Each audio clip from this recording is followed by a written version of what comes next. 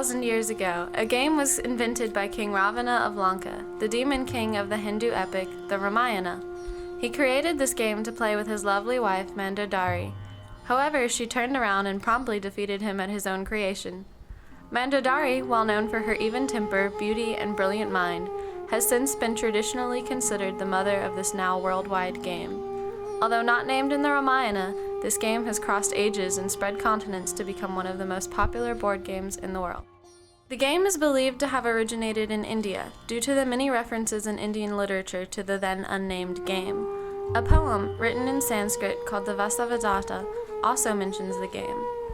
The poem tells the story of a princess falling in love with a king and provides a description of a game with chessmen on a two-toned board.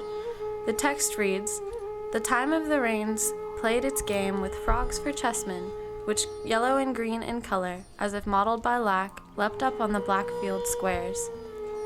However, the name of the game is not mentioned, but the description of the pieces is what is later identified as Chaturanga. In this original game, 4 players sat on 4 sides of the board with 8 pieces each. They possessed 4 pawns, a horse, an elephant, and a chariot.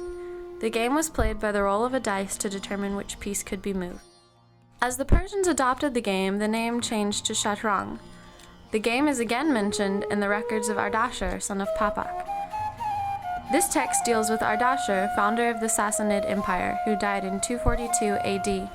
Supposedly, he was quite skilled at the game, as the text reads, "By the help of Providence, Ardashir became more victorious and warlike than all, on the polo and the riding ground, at Chatrang and Vine Artakshir, and in several other arts." This text was written around 600 in Pahlavi. As for game rules, the phrase Shah Mat developed, Persian for "the king is ambushed." Today, this has become the common checkmate. The game spread rapidly across Arabia with the growing Muslim empire after the death of Muhammad in 632 AD. The game, now called Shatranj, had gained importance, and many documents were created discussing the best players and celebrating their skills in the empire. About 850 AD, chess books explaining the game and strategies began to be written. Also by this point, the dice had been removed due to Muslim restrictions on gambling.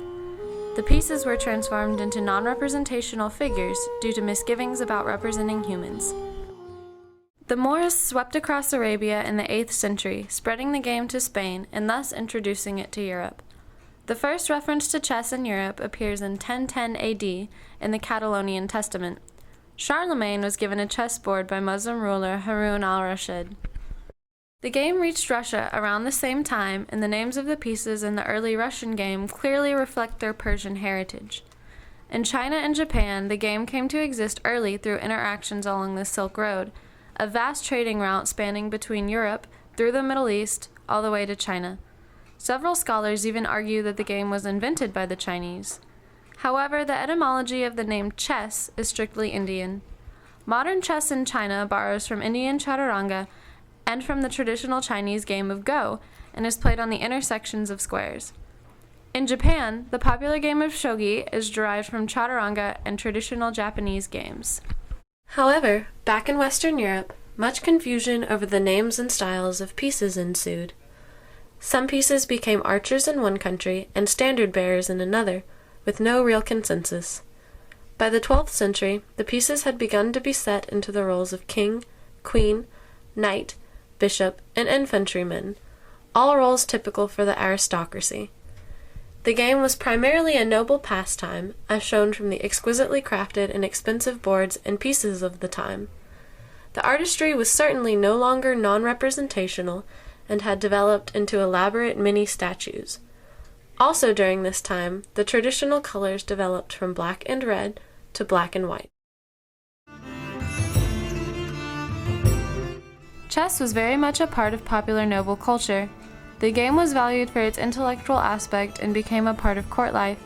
In fact, in Peter Alfonsi's Disciplina Clericalis, chess was listed as one of the 7 skills a knight should possess.